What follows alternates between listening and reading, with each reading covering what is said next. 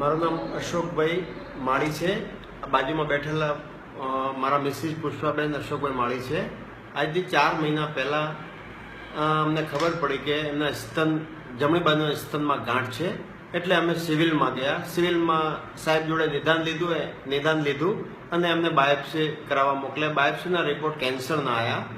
એટલે એ સાહેબે અમને કીધું કે તમારે સ્તન કઢાવવું પડશે.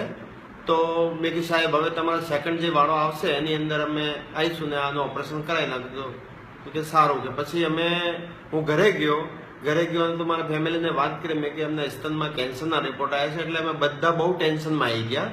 તો કે આપણે એક કામ કરીએ કે પ્રાઇવેટમાં સાહેબને બતાવી દઈએ. એટલે એ દિવસે હું સાંજે પ્રાઇવેટમાં અમે બંને ગયા. એ ડૉક્ટરે ચેક કર્યું. એમને કીધું રિપોર્ટ તો તમારા કેન્સરના જ છે, તોય છતાં મેમોગ્રાફી એક આપણે કરાવી લઈએ.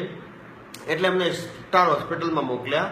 ત્યાં અમે મેમોગ્રાફી કરાવી. એની અંદર પણ અમને એ રિપોર્ટ આવ્યા. તો મને એમનો એપોઇન્ટમેન્ટ સોમવારેનું કીધું કે તમે આવીને બ્રેસ્ટ કઢાવી લેજો, બાકી શેક જે લેવાના છે આપણે સિવિલમાં અપાઈ દઈશું. મેં કીધું સારું સાહેબ. એપોઇન્ટમેન્ટ મેં 9 વાગ્યાનું સોમવારનું લઈ લીધું. એ દરમિયાન મેં નવી ભોજન પ્રથાનું મને પ્રોગ્રામ યાદ આવ્યો અને રાજુભાઈને મેં ફોન કર્યો અને એમને સન્ડેના દિવસે અમને મળવાનું કીધું. એટલે અમે 2 જણા ત્યાં ગયા. એમને ખાતરી આપી કે તમે આ નવી ભોજન પ્રથાનો એક પ્રોગ્રામ કરો, તમને આમાં 100% રિઝલ્ટ મળશે. તો અમને એને આખો પ્રોગ્રામ વિશે સમજાયું કે આ રીતે રસાહાર તમારે 2 મહિના કમ્પ્લીટ રસાહાર ઉપર અમને અઠવાડિયામાં 2 દિવસ નિર્જલા આ રીતે તમારે રહેવાનું છે અને 2 ટાઈમ દિવસમાં એનિમા લેવાનું એ અમને કીધું.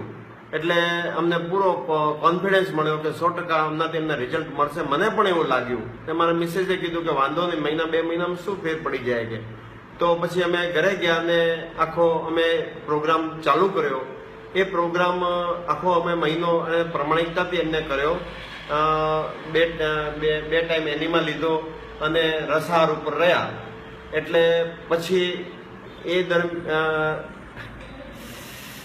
રસાહાર ઉપર રહ્યા. પછી અમે મહિના પછી બીજા રિપોર્ટ કરાયા તો નોર્મલ રિપોર્ટ અમને આવ્યા. ડૉક્ટરે કીધું કે રિપોર્ટ તમારે સારા આવ્યા છે, પણ તોય છતાં તમે છે ને એની ઉપર નહીં રહેતા આપણે એક કામ કરીએ, ગાંઠ કઢાવી નાખીએ. ગાંઠની જે બાયોપ્સી થશે ને એ કન્ફર્મ સમજવાનું તમારે. એટલે પછી અમે ગાંઠની બાયોપ્સી કરાવી. ગાંઠના રિપોર્ટ સાવ નોર્મલ આવી ગયા. એટલે આ ભોજન પદ્ધતિ મને મારા મિસિસને મારા પરિવારે બહુ આનંદમાં આવી ગયા. અને ચૌહાણ સાહેબને એમના જે આપણા પ્રચારકો છે એમના ખૂબ ખૂબ રાજુભાઈનો બધાના આભાર માનીએ છીએ.